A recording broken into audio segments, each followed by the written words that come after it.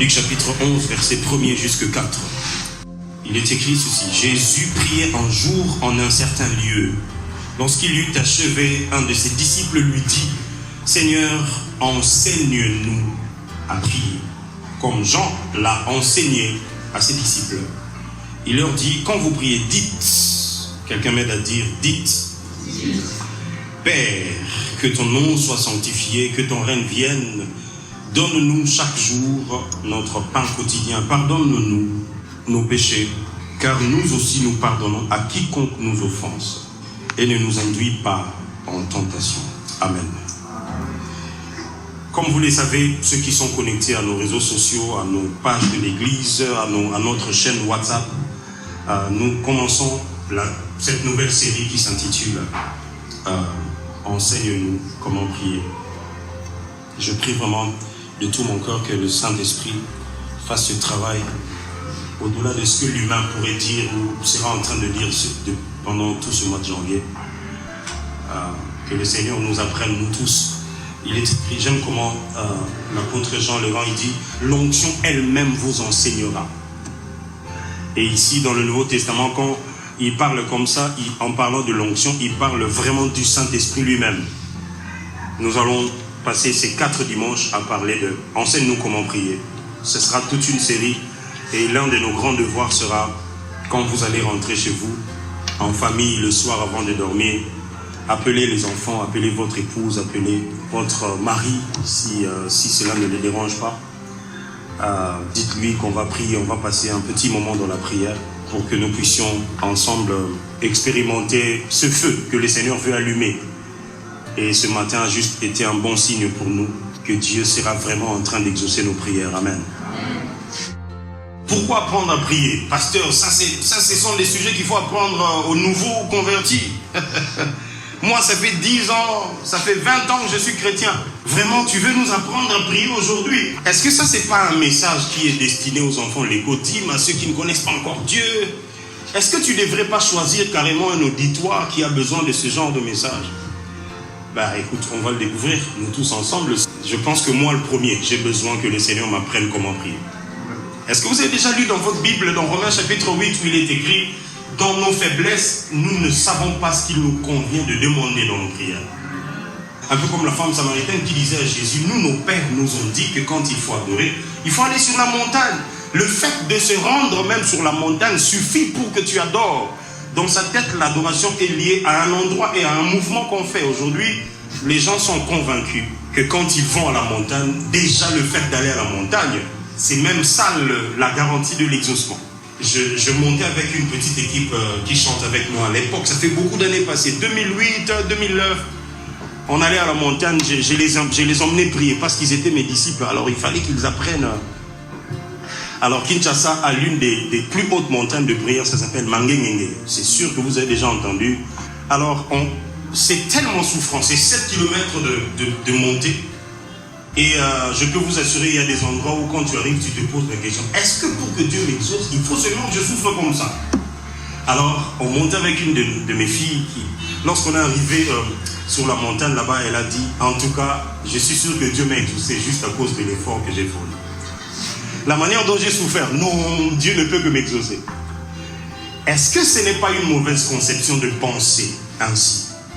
Est-ce que ce n'est pas une mauvaise conception que de se dire que Dieu m'exaucera à cause de mes sacrifices? Même nous-mêmes, on est là. Il nous arrive de rappeler à Dieu, Seigneur, souviens-toi, j'ai fait ceci pour toi, j'ai fait tel sacrifice. Sacrifice n'a pas un niveau. Sacrifice nos jours, mon libanda. Et comme il chantage, j'ai pas ça chantage déjà. Livre de souvenirs. Ça veut dire que à un certain niveau de notre marche et de notre vie de prière, on se convainc que pour que Dieu nous exauce, on doit avoir fait un bon nombre de choses qui marqueraient son cœur. Ce sont des choses qu'on va essayer de redéfinir vite fait pendant ces 4 dimanches. Et ça va être merveilleux. Mais sachez juste que nous avons tous besoin d'apprendre comment prier. Jésus a dit un jour, vous priez, vous ne recevez pas parce que vous demandez mal. Un jour, on était en train de parler de la prière pendant l'école d'Apollos avec les ouvriers. Quelqu'un a dit, je vois pourquoi nous sommes tout le temps frustrés dans notre vie de prière. J'ai comme l'impression que On priait, mais pas avec cette clarté dans notre esprit. Les amis, imaginez que vous soyez en train de prier et que Dieu soit en train de se dire « Oh, ma fille est juste en train de faire la mauvaise chose. » Imaginez que vous soyez en train vraiment de vous sacrifier, de jeûner et d'insister comme Élie. Il a insisté 7 fois de suite. Il demandait à son serviteur, va vérifier là-bas du côté de la mer. Il va y voir et il revient. Élie continue de prier. Seigneur, j'ai insisté comme Élie. Seigneur, j'ai fait tout ce qu'il fallait. J'ai rencontré une sœur dernièrement, on s'est vu à Kinshasa. Elle m'a dit, non, pasteur, je n'attends plus rien de Dieu. Je dis, wow! Non, Dieu, s'il va faire, qu'il fasse seulement. Je lui ai dit, non, ça tu as perdu la foi. Les amis, est-ce que quelqu'un n'a-t-il pas perdu la foi parmi nous ce matin? Est-ce que dans ta manière de t'attendre à Dieu, tu as commencé à te dire, bon écoute, à ce stade, j'espère tout, sauf ça. Est-ce qu'il y a-t-il des domaines de votre vie qui, lorsque vous le regardez, votre foi est comme mise à l'épreuve? Pas juste mise à l'épreuve. Vous êtes en train de vous dire, un peu comme Sarah. Dieu dit à Abraham, c'est même pas elle qu'on dit directement. On parle à son mari, à son sujet. Elle commence à rire. Sarah, qu'est-ce qui est impossible à Dieu? Moi j'ai une question. Qui a l'âge de Sarah parmi vous ici? Pour que, quand Dieu te dit que la chose qu'il avait prévu de faire, il tient toujours. Les amis, l'avantage avec notre Dieu, c'est qu'il ne change pas de ton pour que tu saches qu'il est beaucoup plus sérieux qu'avant. Il parle toujours avec le même calme, la même sérénité. Il parle avec la même assurance. Il te dit, ma fille, calme-toi, je vais le faire. Toi, tu dis, hé Seigneur, mais ça chauffe ici. Mon Dieu, tu es où? Vraiment, lève-toi, Seigneur. Fais quelque chose. Dieu, dis quelque chose. Même s'il ne dit rien, vérifie dans vos conversations antérieures. Ce qu'il avait dit, il tient à ça. Tu vois? Alors, aide-moi à dire aux voisins, apprenons comment prier. Pourquoi apprendre à prier? Parce que, premièrement, la prière s'apprend. Luc chapitre 11, verset 1er que j'ai lu tout à l'heure, la Bible dit, un jour, Jésus priait à un certain lieu. Et l'un de ses disciples, ce n'est pas tous les 12, un de ses disciples regarde comment Jésus prie. Il observe comment Jésus est en train d'exercer la vie de prière.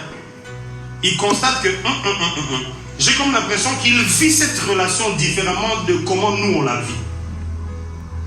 Déjà lui, il appelle Dieu Père. Nous, on ne nous a pas appris cette dimension-là de la relation.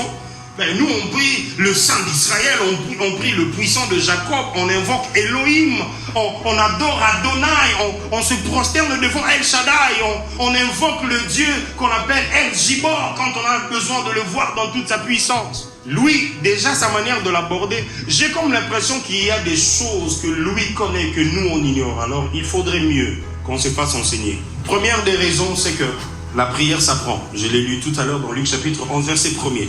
La deuxième des raisons, c'est que la prière est la respiration de la nouvelle créature que vous êtes. Si vous êtes devenu enfant de Dieu, vous ne pouvez plus vivre dans ce royaume sans la prière. Vous vous sentirez comme étouffé. Vous vous sentirez comme manquant de l'air dans vos poumons. C'est comme ça que vous vivez spirituellement. Et c'est tellement malaisant que d'essayer de continuer sa vie sans la respiration du chrétien ou de la nouvelle créature. La troisième des raisons, c'est que nous prions parce que nous devons être exaucés. Nous prions pour être exaucés. D'ailleurs, c'est la raison majeure. La première des raisons pour laquelle on prie, c'est que on veut être exaucé. Parce que du côté où vous êtes en train d'émettre la prière, il y a des besoins que vous exprimez à Dieu. La Bible dit, ne vous inquiétez de rien, mais en toutes choses, faites quoi? À qui? À Dieu. Par quoi? Par des prières. Vous avez vu ça? De ce côté où on émet des prières, on a des besoins qu'on doit présenter. Et de l'autre côté de celui qui entend, il fait quoi? Psaume chapitre 17, verset 6. La Bible dit, c'est David qui parle, je t'invoque car tu m'exauces, ô Dieu. Vous avez vu ça? Il n'a pas dit, je t'invoque en espérant que je serai exaucé. Il n'a pas dit, je t'invoque parce qu'il est possible que tu m'exauces. Il a dit, je t'invoque car. Il n'a pas dit, je t'invoque pour que tu m'exauces. Ça veut dire que je suis en train de faire ça pour te pousser à quelque chose. Non, on dirait que c'est automatique. Est-ce que vous avez déjà été dans un endroit où pour recevoir quelque chose, il faut faire entrer soit une pièce d'argent ou bien ce genre de distributeur de boissons? Quand vous arrivez, vous introduisez votre pièce et la quantité correspondante à la valeur de la pièce que vous avez introduite, en appuyant sur le bouton qu'il faut appuyer, va sortir et vous allez récupérer votre boisson. Si vous n'introduisez pas de pièces, la boisson ne sortira pas.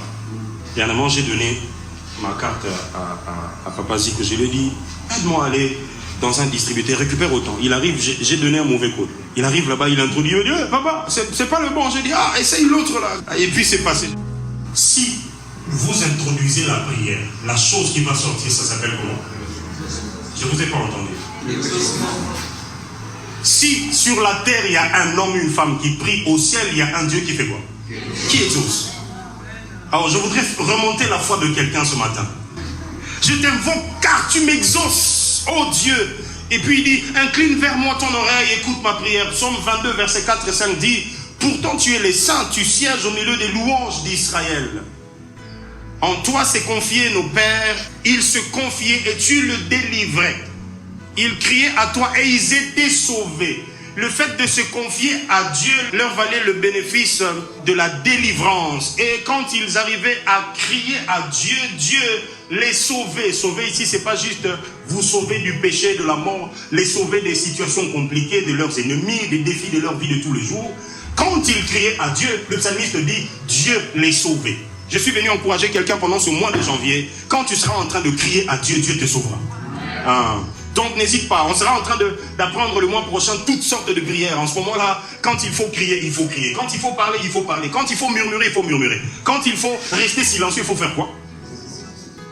Alors ma motivation pendant cette série d'enseignements, c'est de bâtir un peuple qui prie efficacement pour vivre l'exaucement de Dieu. Il ne faut pas que la vie chrétienne devienne une sorte de frustration, mais on ne sait juste pas abandonner parce que ça fait déjà longtemps qu'on est dedans. Bon, écoute, on n'a plus d'autre option. Si aujourd'hui j'abandonne Dieu, j'irai où? Ça veut dire qu'en ce moment, je n'ai plus d'autre choix. Je suis seulement là, mais je suis déçu. De toute façon, tout ce que Dieu a dit, il ne l'a pas fait. Soit c'est pas lui qui a dit, soit c'est toi qui n'as pas attendu au bon endroit. Je voudrais bâtir un peuple, moi le premier, et vous ensuite, qui prie efficacement pour vivre l'exaucement de Dieu. Souvenez-vous que dans Jacques chapitre 5, versets 16 et 17, je pense, il est écrit, la prière fervente du juste a une grande efficacité. On ne prie pas seulement, on prie de manière fervente pour que notre prière soit efficace et que l'exaucement soit certain. Je voudrais aussi qu'on bâtisse une famille qui communie. Les amis, tu ne peux pas prier avec quelqu'un avec qui vous ne communiez pas. Vous ne communiquez pas. La communion a aussi ce côté communicationnel. Vous avez vu ça? C'est pour ça que j'ai demandé que tu connaisses le prénom du voisin. Donc je vais rappeler, à 3, tu vas citer le nom du voisin qui est à gauche. 1, 2, 3. J'ai dit gauche. À 3, tu vas citer le nom de la voisine qui est à droite. 1, 2, 3.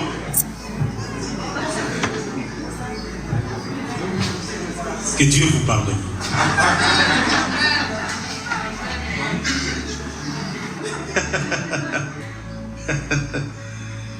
Gloire à Dieu. Nous voulons bâtir une famille qui communie. Les amis, l'église c'est une famille. Regardez, il est écrit là où 2 ou 3 s'assemblent et se mettent d'accord pour demander quelque chose à Dieu. Dieu fera pas. On peut mettre 2, 3, 4, 5, 10, 20, 100. Vous voyez, l'église est en train de grandir de plus en plus. Un jour, on va sortir d'ici, on va mettre notre tente dehors là-bas. On sera 100, on sera 200, on sera 300. Ce qui n'est aux 30, 40, 50, tu ne sais pas vivre la vie de famille, tu seras perdu dans cette masse. J'ai déjà vu les gens dire, les grandes églises c'est difficile à vivre. Là-bas quand tu viens, le pasteur ne te connaît pas. J'ai une bonne nouvelle pour toi. Jésus le bon pasteur connaît chacune de ses brebis avec chacun des détails de leur vie. On sera 500, je ne pourrai plus connaître tout le monde. J'aurai les chefs des 100, les chefs des 50, les chefs de 10. Ils vous connaîtront. En ce moment-là, si vous n'êtes pas dans un département, dans un ministère, vous êtes perdu dans la foule. Faites-moi dire aux voisins, le temps est en train de venir. Vis la vie de famille déjà maintenant. Nous devons être une famille qui communie. Pourquoi? Parce que la vie de prière va de pair avec le genre de communion que vous vivez. Si tu ne connais pas la sœur ou le frère qui s'assoit tout le temps à tes côtés, j'ai vu les gens s'habituer un peu à leur place habituelle de plus en plus. Et de temps en temps, tu rencontres souvent ce frère, cette sœur-là, à cet endroit-là. Si tu À la fin du culte, tu ne sais pas lui dire comment ça va à la maison, papa, famille, on a travaillé justement sur mesure, trop aux autres. Comment on n'a pas franc ou bien il faut. On a une information, on le lobby n'a pas ça. Mais bien au-delà de ça, je peux lui dire, ah mais comme on dit, parle un peu de la famille. Il n'y a rien qui me touche. Il y a des gens qui ont développé cette habitude, je ne sais pas si ici il y en a aussi. Il t'appelle, il t'écrit, il te dit, est-ce que tu as un sujet de prière pour lequel tu voudrais bien que je te porte devant le trône? Bon, quand quelqu'un me dit ça, ça me touche pas. Si vous n'êtes pas une famille, tu ne portes pas ça. Si je t'ai demandé de retenir le nom de ton voisin, de ta voisine, c'est parce que je veux que tu cultives cette vie de famille. C'est ça qui te permettra de pouvoir développer ce côté fardeau quand il faut prier pour. Tu vois? Je ne vais pas le dire ici, mais un jour Jésus a dit à Pierre, Simon, Satan vous a réclamé, mais j'ai prié pour toi. Ah, Jésus, tu pries aussi pour moi. Ah, mais ça me fait du bien. Un jour, en 2015, je suis à Goma, l'une de nos provinces de la RDC.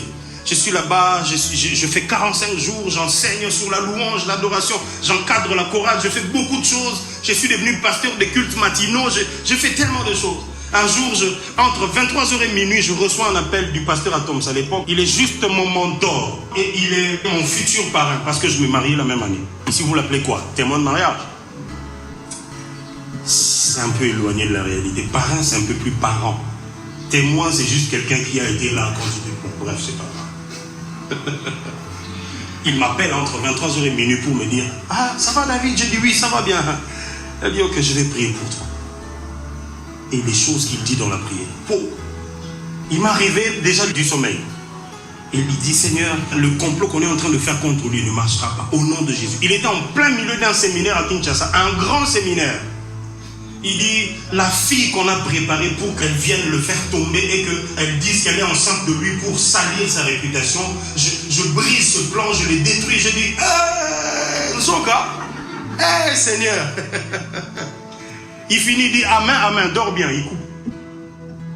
Ah!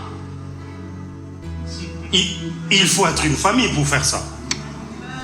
Moi, j'ai une question pour vous. Pourquoi Dieu ne lui a pas parlé du fils de 30 ce jour-là? Parce qu'ils n'ont pas de relation. Je vais vous révéler quelque chose qui va vous bénir toute la vie. Dieu passera par vous parce qu'il veut atteindre des gens autour de vous. Donc, amen, l'autre. Ça veut dire ceci. Si Dieu sait faire confiance en ta capacité de recevoir, il fera confiance aussi en ta capacité de transmettre ce que tu auras reçu. Et la meilleure façon pour Dieu de se rassurer qu'il va visiter les gens autour de toi, c'est qu'il voit en toi la capacité de les porter. Jésus, la plupart des miracles qu'il faisait, il le faisait parce qu'il était ému de compassion. Quand il regardait quelqu'un, il disait, ah, comment il peut souffrir comme ça? Si tu n'as pas de compassion pour ton frère ou ta soeur, tu ne peux pas le porter en prière. Tu ne peux pas t'attendre à ce que Dieu passe par toi pour le toucher.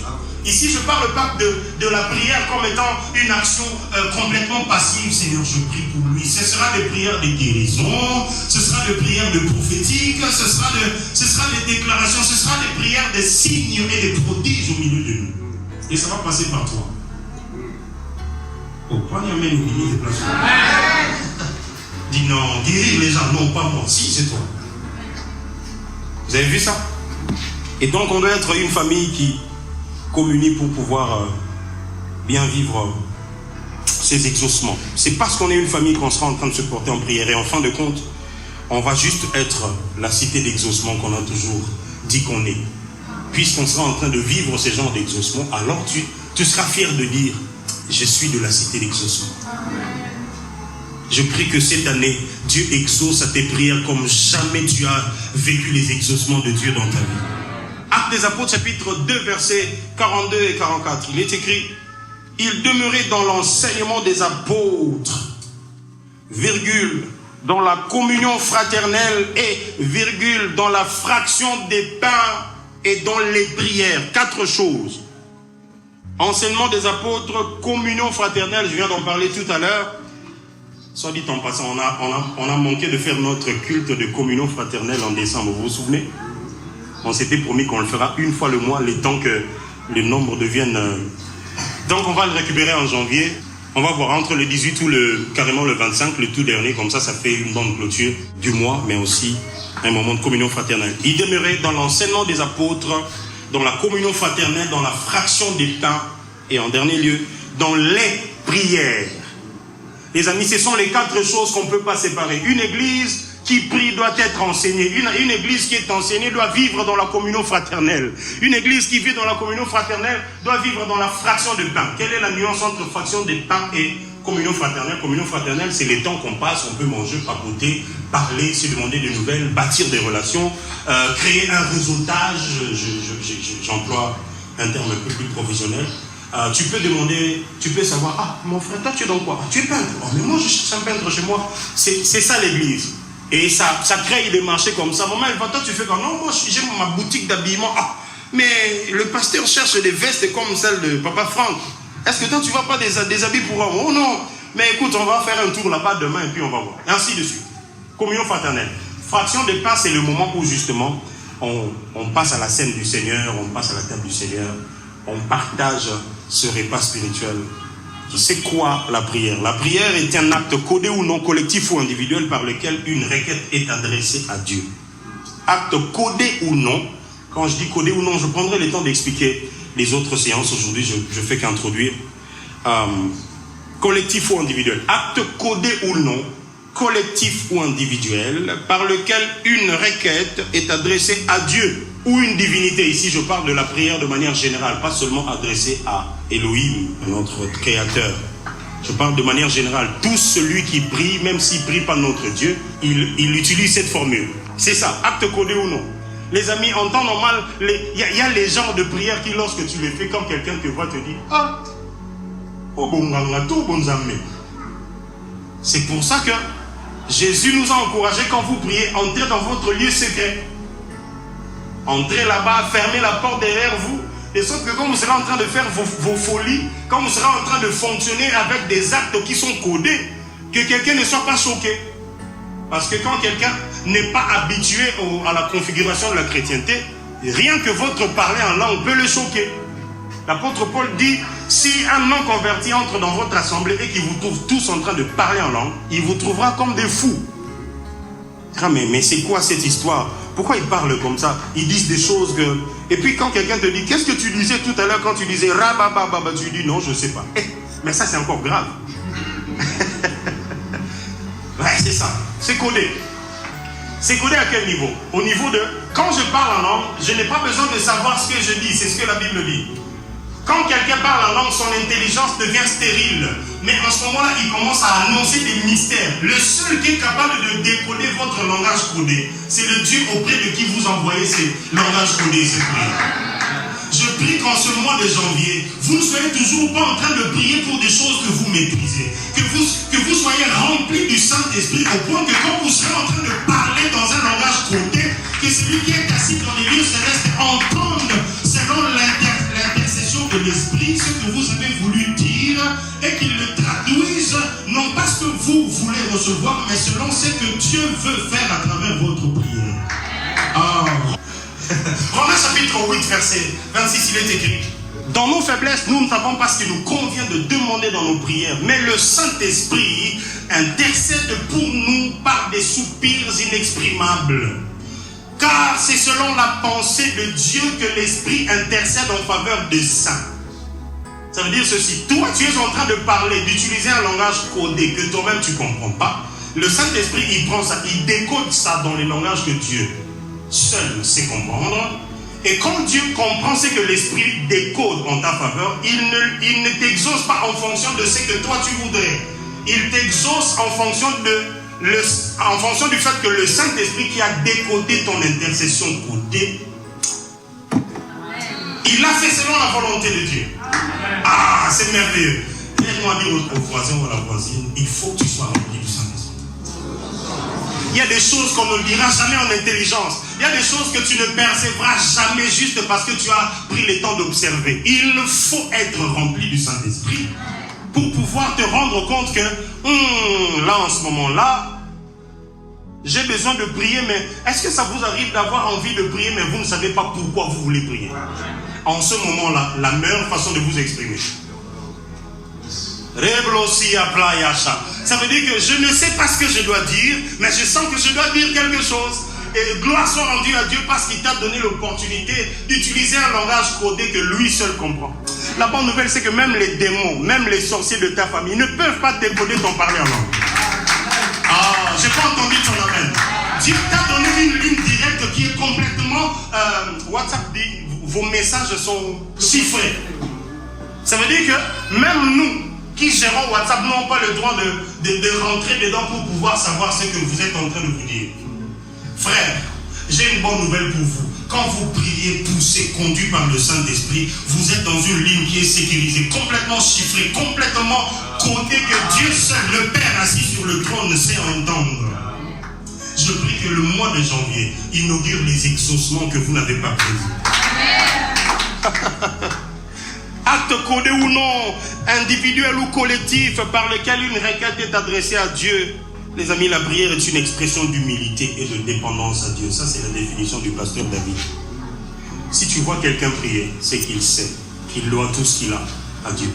Amen. Si tu vois quelqu'un prier, vous avez déjà rencontré des gens qui sont remplis d'eux-mêmes, satisfaits de leur petite vie, complètement éphémère. Ils disent, pourquoi vous allez prier? Moi, ces derniers temps, je n'ai pas des choses à demander à Dieu. Du coup, je ne vois pas pourquoi je vais prier. Pourquoi vous priez longtemps? Qu'est-ce que vous dites à Dieu? Qu'est-ce que vous demandez à Dieu pendant tout ce temps? La prière est une expression d'humilité et de dépendance. Quand tu vois quelqu'un prier, c'est qu'il montre à Dieu qu'il n'est rien sans Dieu. Ce n'est pas d'abord question de demander quoi que ce soit. Prier, c'est juste exprimer son humilité. Exprimer sa petitesse face à la grandeur du Dieu infiniment grand. Exprimer ses limites face au Dieu qui est infiniment grand et illimité. Exprimer sa dépendance face au Dieu qui fait vivre et qui fait mourir. Exprimer sa dépendance en disant, même si j'ai ce travail, mais c'est lui qui me donne le souffle, la force, la santé, la capacité, l'intelligence. C'est toi. Tout ce que tu as, même quand tu penses que ça ne vient pas directement de Dieu, vérifie bien, la ligne finira par t'emmener jusqu'au point de départ. Alors quand tu pries, tu reconnais que tu dépends de Dieu à 100% de Dieu. Je prie que tu ne dépendes pas de ton argent, tu ne dépendes pas de tes relations, tu ne dépendes pas de ta famille, que tu dépendes de Dieu et qu'il le sente. Tout à l'heure on a dit, Seigneur, j'ai tant besoin de toi. Pour ça, Jésus, tu me suffis. Quand vous priez, faites-le savoir à Dieu. Que vos enfants vous entendent dire à Dieu, Seigneur, le jour où tu m'abandonnes, je suis foutu. Vous dites, oh, c'est vrai. Notre papa, nous, on pense que c'est lui le plus fort. Il faut qu'il sache qu'au-dessus de toi, il y a un beaucoup plus fort que toi. Un jour, j'ai appelé mes enfants, je leur ai dit, on va prier. Moi aussi, j'ai mon père. Parce qu'il me posait tellement leurs besoins et tout. J'ai dit, ok, on va tous venir auprès de celui de qui nous recevons tout ce que je vous donne. Depuis, ils ont appris la leçon. Les jours où je leur ai dit, je vais trouver la solution. Ils disent, non, Dieu va nous donner.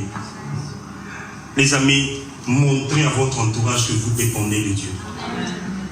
La prière est une expression de dépendance. La prière, c'est l'état de conscience spirituelle du chrétien qui lui permet de dialoguer avec Dieu et de confronter les mauvais esprits et assurer sa bonne santé spirituelle. Je vais répéter ça. 3 choses. État de conscience spirituelle d'un enfant de Dieu qui lui permet de dialoguer avec Dieu. Premier niveau de la prière, c'est qu'on dialogue avec Dieu. On ne vient pas que présenter nos besoins, on dialogue avec Dieu. Et le deuxième niveau, c'est qu'on confronte les mauvais esprits. Je pourrais même rajouter, ça lui permet aussi de s'édifier lui-même quand il est dans des moments de faiblesse. Quand tu pries, il arrive que tu ne t'adresses pas à Dieu, tu es juste en train de t'édifier toi-même. Ça, ce sont des choses qu'on apprendra à l'école d'Apollos qui va commencer dès cette semaine. J'ai hâte de vous recevoir à cette école qui va vous faire grandir comme jamais avant. État de conscience spirituelle du chrétien qui lui permet de dialoguer avec Dieu et de confronter les mauvais esprits et assurer sa bonne santé spirituelle. Comment prier? Je vais vous donner un tout premier élément, une toute première évidence aujourd'hui et on va finir. Jésus, un jour il priait dans un certain lieu. Un de ses disciples lui dit, Seigneur, enseigne-nous à prier comme Jean-Baptiste l'a fait avec ses disciples. Les amis, si vous êtes dans cette église et que vous ne savez pas prier, ça sera de ma responsabilité. Le disciple de Jésus veut apprendre de son maître comment fonctionne la vie de prière, comme il a vu Jean-Baptiste enseigner à ses disciples. Pour votre croissance spirituelle et votre équilibre émotionnel, j'ai le devoir en tant que votre pasteur de vous apprendre comment prier, afin que vous viviez votre vie chrétienne de manière très épanouie et très bénie. Alors Jésus dit, lorsque vous priez, dites. Quelqu'un m'aide à dire, dites. Jésus leur apprend ce que nous apprenons le Notre Père. En fait, ce n'est pas juste une formulation de prière à retenir et à répéter de cette manière. C'est vrai que c'est une prière en soi, mais en même temps, c'est comme un canevas, c'est comme une table de matière qui leur permet de pouvoir exploiter chacune des lignes de manière indépendante et très développée d'ailleurs. Regardez, ça va vous étonner. Aujourd'hui, on va juste parler de dites. Elle m'a dit au voisin, dites. Jésus dit, quand vous priez, dites. Dis encore avec moi, dites. Le verbe dire veut dire parler, exprimer, articuler, proclamer. La première des choses que Jésus nous apprend, quand il faut prier, il faut faire quoi? J'ai cité 4 verbes, retiens au moins un. Parler, exprimer, articuler, proclamer. Tu as choisi quoi? Ok. Tu as choisi quoi? Proclamer. Ta guerre, ta foi. Mais en même temps, le verbe est conjugué à l'impératif présent. C'est un nom-endroit. Et à chaque fois qu'un verbe est conjugué à l'impératif présent, ça veut dire qu'il indique une action continue. Quelqu'un va dire action continue. Jésus dit, quand vous priez, dites. Ça veut dire ceci. Quand vous priez, continuez à dire. Ne vous arrêtez pas. Tant que c'est la prière, alors faites cette chose qu'on appelle parler, proclamer, articuler, exprimer. Ne vous inquiétez de rien, mais en toute chose, faites connaître vos besoins. Exprimez-vous. Impératif présent, action continue. Quand vous priez, persévérez à vous exprimer. Quand vous priez, persévérez à parler. Quand vous priez, persévérez à articuler. Quand vous priez, persévérez à proclamer. Faites comme Anne, même si la voix ne sort plus, laissez les lèvres continuer à balbutier. C'est une expression de votre cœur qui est en train de bouillonner de la soif de la présence de Dieu à l'intérieur. Elle m'a dit au voisin, quand tu pries, dis. Les amis, la prière n'est pas seulement une pensée intérieure. Genre, non, moi j'aime quand je prie. Je reste concentré, je médite. Après avoir médité, il faut faire quoi? Aujourd'hui, on a des frères tellement spirituels, des sœurs tellement... Ils ont maîtrisé les rouages de comment ça fonctionne. Quand on dit, frères et sœurs, on donne un sujet par les modérateurs, on va prier. Et puis vous voyez ce genre de modérateurs qui finissent toujours par dire, c'est bien aimé, on va intercéder pour nos frères et sœurs. Et tout ça là. Et puis à la fin, il dit, prions tous, alléluia. Surtout si on dit seulement alléluia. Et les frères et les sœurs qui sont très spirituels, ils ont déjà dépassé ce niveau-là de parler. Et ils parlent plus trop dans la présence de Dieu. Ils ont maîtrisé comment ça fonctionne. Et ils sont de la race de « Et si mon cœur se tait, alors mon silence t'adore. » Jésus a dit, quand vous priez, faites quoi? La première des évidences de la prière de notre Père, c'est le fait de s'exprimer. Vous savez comment ces frères-là, ils font? Et quand on dit, on va se mettre à prier, alléluia, et puis ils se disent. On n'a pas dit quand vous priez, haussez la tête. Oui, ça peut venir, il n'y a pas de problème. Jésus a dit, la première des choses qu'il faut apprendre quand il faut parler à votre Père, faites quoi? Dites. Bouge le voisin, dis-lui, quand tu pries, parle. La prière est une conversation à la base. La prière est un dialogue. Tu ne peux pas inviter quelqu'un au restaurant et puis vous êtes assis et puis tu parles et pas tu fais seulement. Même si elle est très jolie. Dis-lui quand même qu'elle est jolie, ça va lui faire du bien. Depuis contemplant ensemble les gars.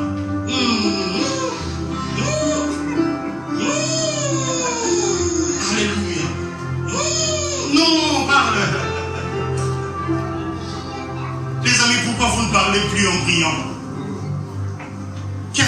commencé à alourdir votre langue? Qu'est-ce qui a commencé à vous attrister au point de ne plus vous exprimer devant la face de Dieu?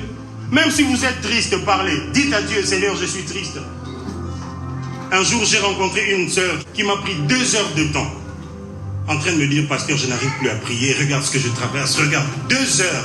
Elle est en train de parler pendant 2 heures, je l'écoute. Quand elle a fini, je lui ai dit, tu as pris combien de temps? 2 heures. J'ai dit, tu pouvais prendre ces mêmes 2 heures en train de faire exactement la même chose, mais devant Dieu.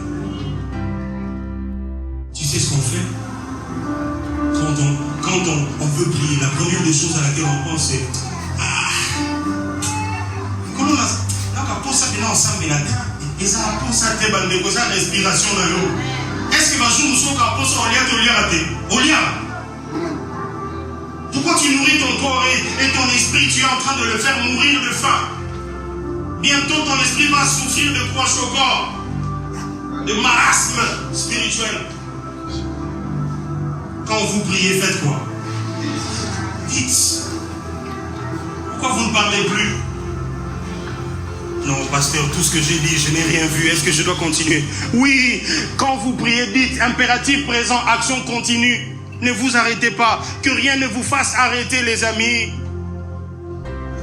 Jésus à Gethsémane, il s'est éloigné pour prier et il dit, Père, s'il est possible que cette coupe soit éloignée. Matthieu chapitre 26, verset 39.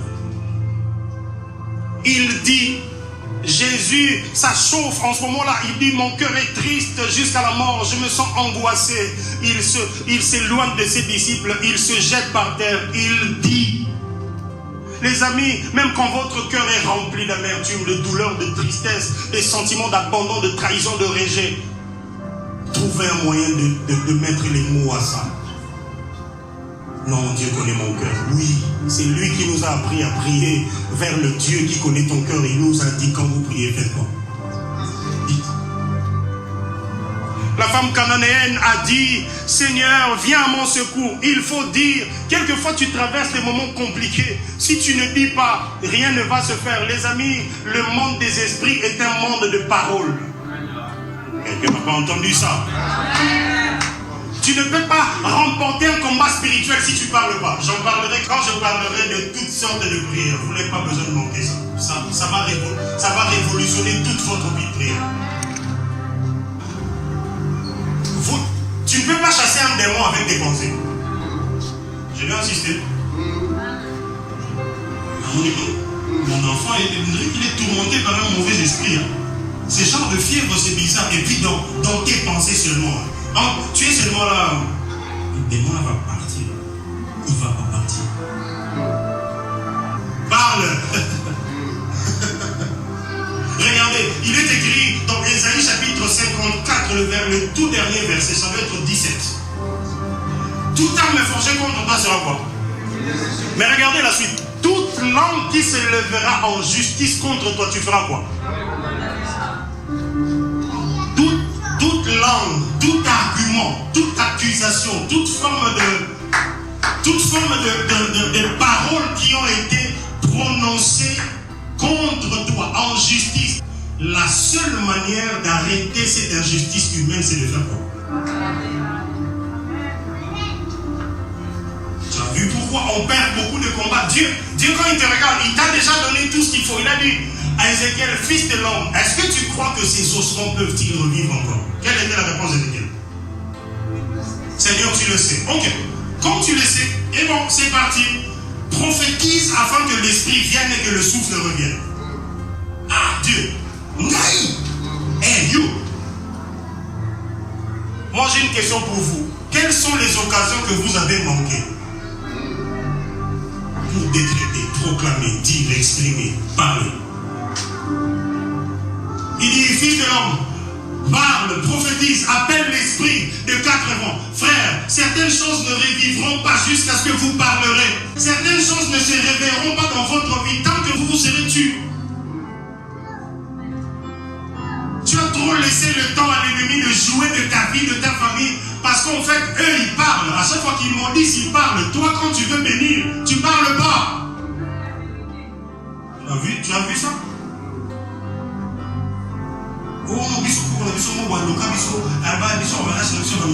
Depuis nous, on renversé le couranaté avec des paroles. Rassemblez-vous en famille, tiens-toi comme un sacrificateur, comme une sacrificateur. Commence à parler dans l'atmosphère. Eux, ils ont parlé, ça a eu de l'effet. Toi, en Christ, tu peux parler et renverser les effets que ça a eu sur vous.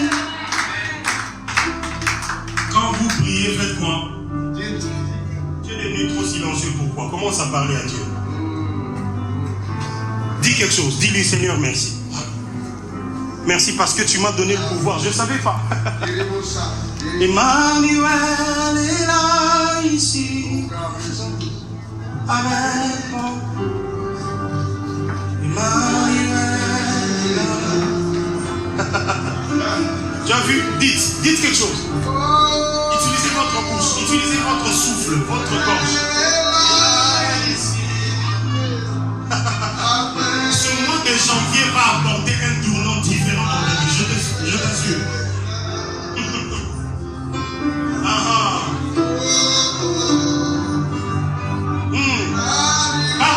Parle.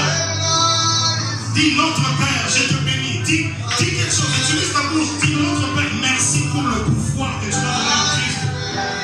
Merci parce que tu as permis que ce soit moi qui prophétise sur les ossements desséchés de ma famille. Merci parce que même quand les besoins que j'ai dans l'impression que ne changeaient pas, vont changer parce que je parle. N'est-ce pas que tu es de la race du Créateur? Est-ce que tu peux être en train de prier? Je ne peux pas en train de prier. Parle. On n'a pas beaucoup de minutes, on va finir dans quelques minutes.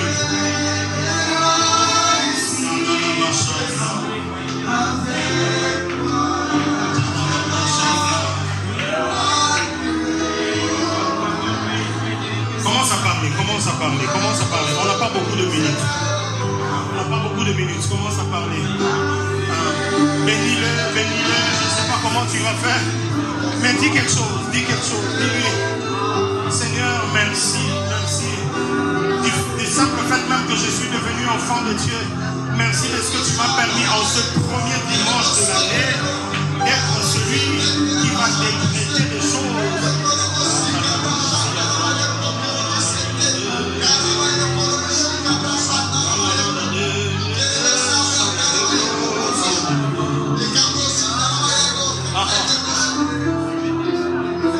Seigneur, j'étais ignorant que c'est moi qui devais parler, c'est moi qui devais annoncer, c'est moi qui devais proclamer la nouvelle saison, c'est moi qui devais annoncer ce changement, c'est moi qui devais arrêter ce flot, c'est moi qui devais détruire ce plan, c'est moi qui devrais arrêter ce cycle qui a pris des générations et détruit les âmes.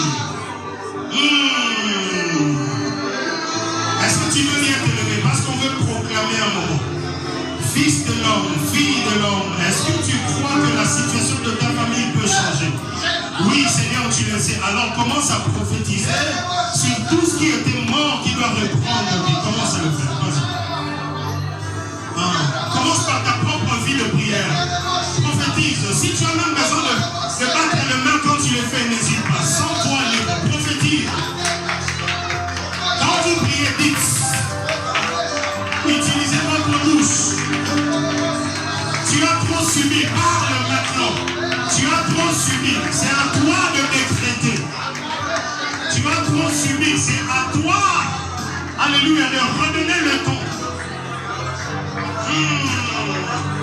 Je ne te vois pas parler. Vas-y.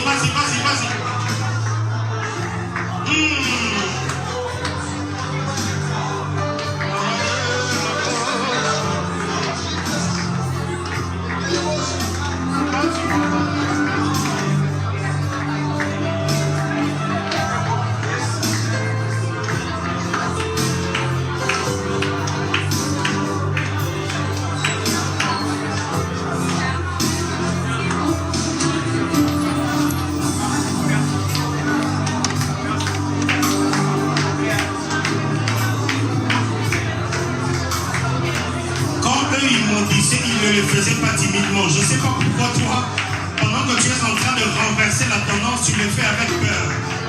Vous n'avez pas reçu un esprit d'esclave pour demeurer dans la peur. Vous avez reçu l'esprit d'adoption par lequel vous pouvez crier Abba.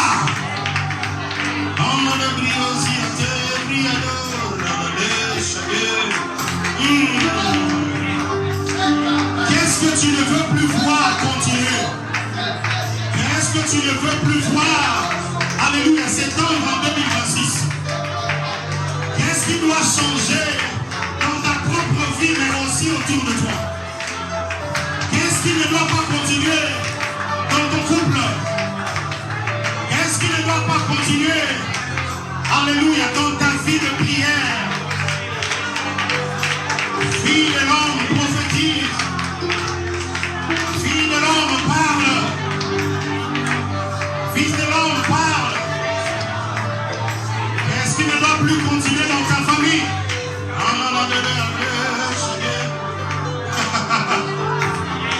Quand vous priez, parlez, proclamez, décrétez, exprimez-vous. Ne sois pas trop réfléchi. Tu sais à quoi tu fais face. Tu sais ce à quoi tu fais face. Tu sais ce que tu affrontes.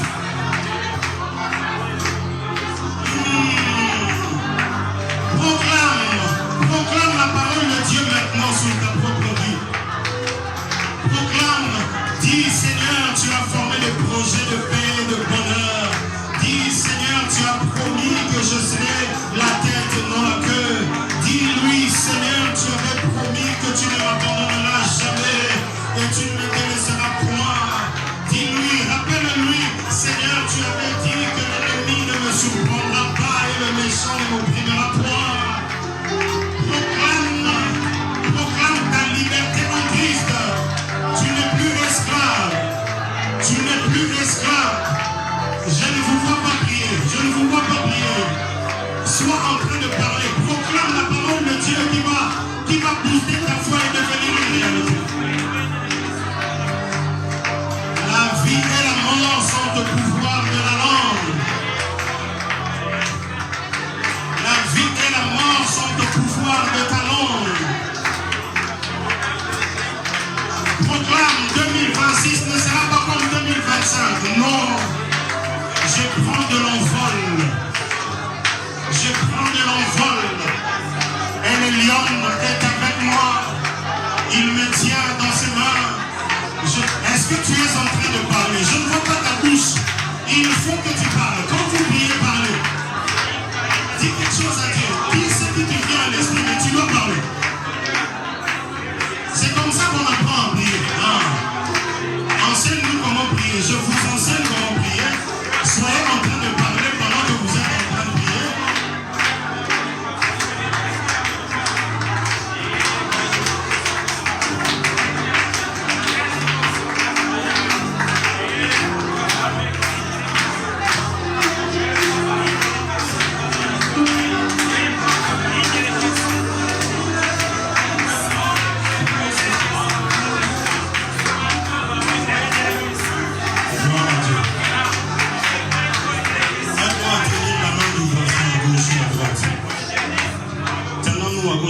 Ne laissez pas d'espace au milieu. Tenez chacun, tenez quelqu'un.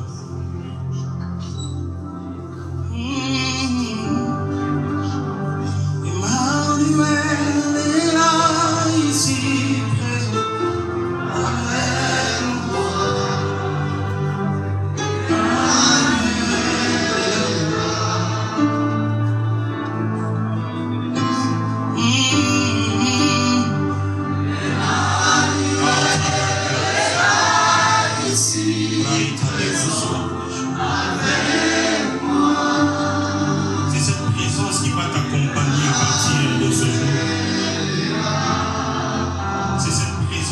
Envahir ta famille, ta maison et ta chambre à partir de ce jour.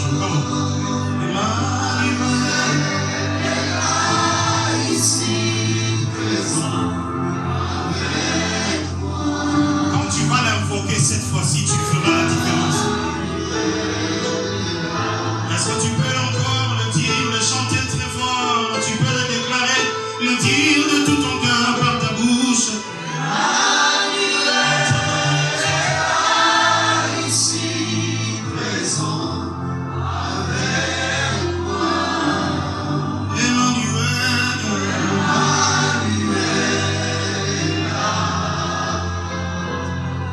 Proclame après moi, Seigneur Jésus.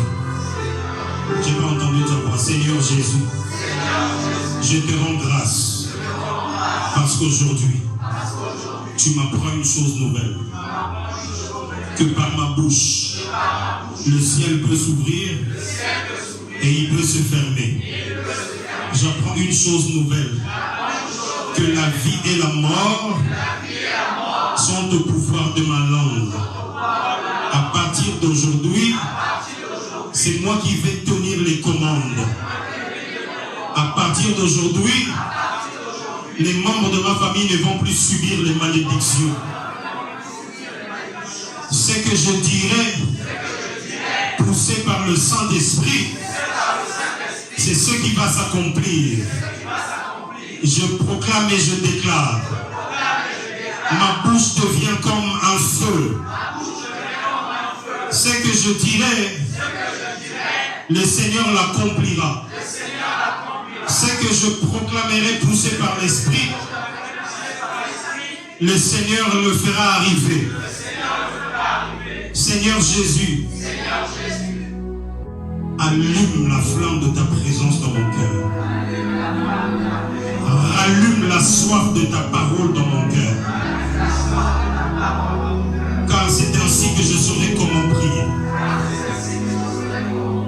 Seigneur Jésus, réveille-moi de mon sommeil spirituel. Réveille-moi de mon sommeil spirituel. Réveille mon âme. Réveille mon esprit. Réveille mon corps. Éloigne les fatigues qui m'empêchent de te chercher. Ce mois de janvier, c'est le mois de feu. C'est le mois de prière qui seront exaucés. C'est le mois de la plénitude de l'esprit. C'est parce que je serai rempli de l'esprit que je prierai selon la volonté du Père. Au nom de Jésus, rien ne va m'empêcher. Aucun homme ne pourra arrêter mon élan intérieur.